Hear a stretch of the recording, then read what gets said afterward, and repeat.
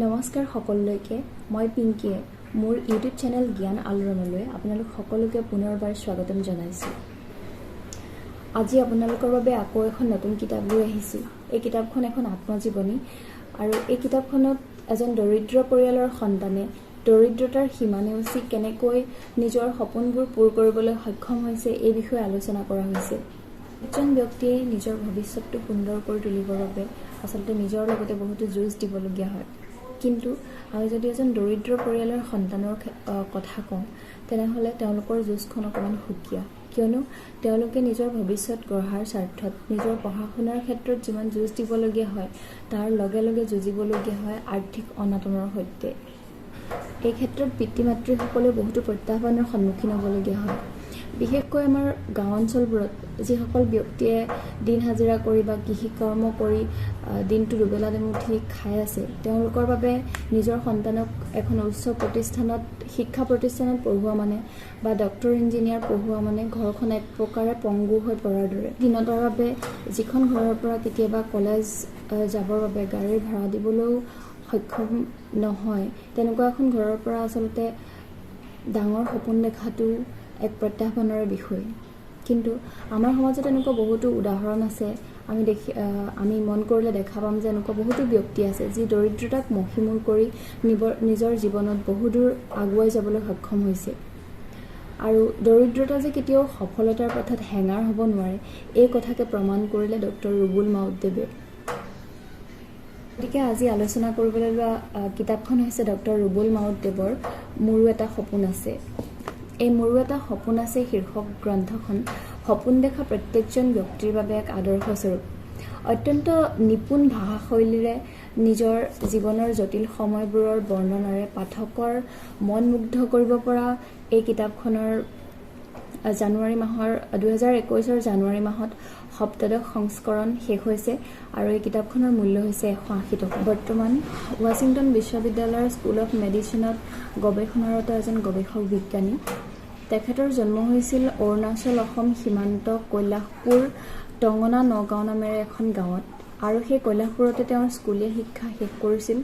তিনিচুকীয়াৰ এখন মহাবিদ্যালয়ত তেখেতে তেওঁৰ হায়াৰ ছেকেণ্ডেৰী আৰু ডিগ্ৰী শেষ কৰে আৰু গুৱাহাটী বিশ্ববিদ্যালয়ত তেওঁ মাষ্টাৰ্ছ ডিগ্ৰী শেষ কৰে আৰু সেই মাষ্টাৰ্ছ পঢ়ি থকাৰ সময়তে তেখেতে আমেৰিকালৈ যোৱাৰ এক সপোন দেখে।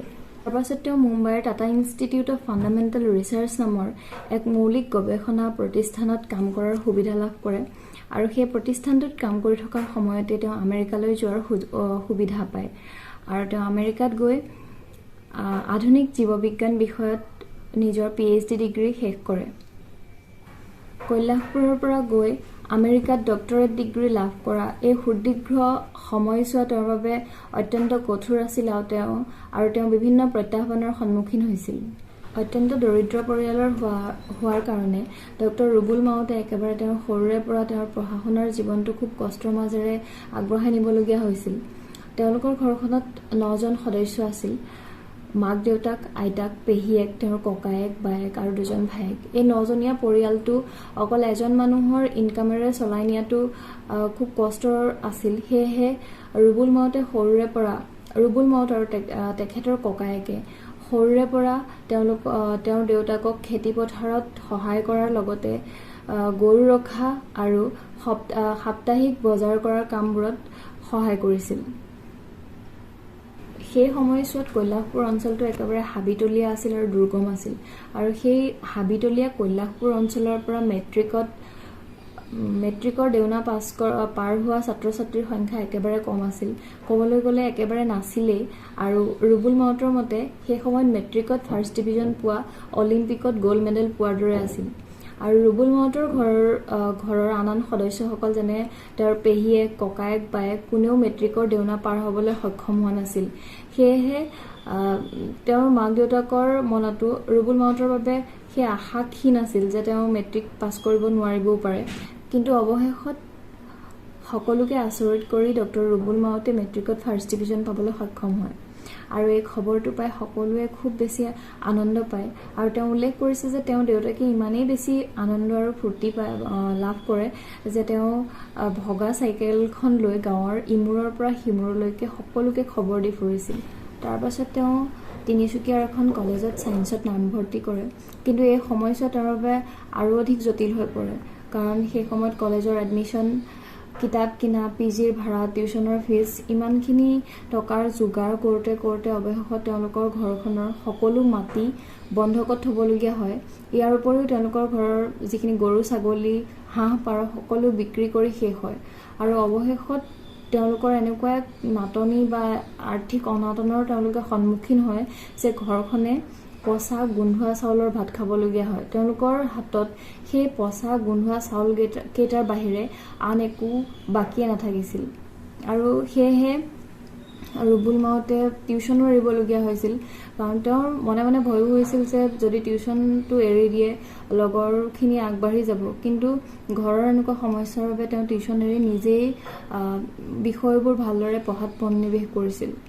আৰু এনেকৈ পঢ়ি একাগ্ৰতাৰ নিষ্ঠাৰে পঢ়া শুনা কৰি তেওঁ আকৌ সকলোকে আচৰিত কৰি ৰসায়ন বিজ্ঞানত ডিব্ৰুগড় বিশ্ববিদ্যালয়ৰ ভিতৰতে প্ৰথম শ্ৰেণীৰ ২য় স্থান লাভ কৰি নিজৰ ডিগ্ৰী শেষ কৰে। একেলগে এই খবৰটো গাঁওখনত জুইৰ দৰে বিয়পি পৰে আৰু তেওঁৰ ঘৰ মানুহেৰে নধৰা হৈ পৰে। কিন্তু এইখিনিতে ৰুবুল মাউত ডাঙৰীয়াৰ মাকে কোৱা এষাৰ বাক্যই মোৰ মনটোক খুব আৱেগিক কৰি তোলে।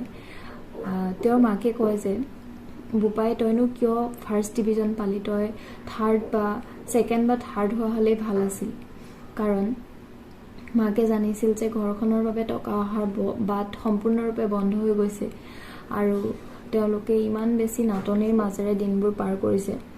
গতিকে ইমান ভাল ৰিজাল্ট কৰা ল'ৰাটোক পঢ়োৱাৰ বাবে এতিয়া তেওঁলোকৰ আৰু সামৰ্থ্য নাই। খবৰ কৰিবলৈ অহা বহুত লোকেই তেওঁক পঢ়িবৰ বাবে ক'লে, কিন্তু বেছি সংখ্যকে ক'লে যে তেওঁ আৰু পঢ়া শুনা কৰিব নালাগে, তেওঁ চাকৰি বিচাৰি ঘৰখনৰ দায়িত্ব ল'ব লাগে।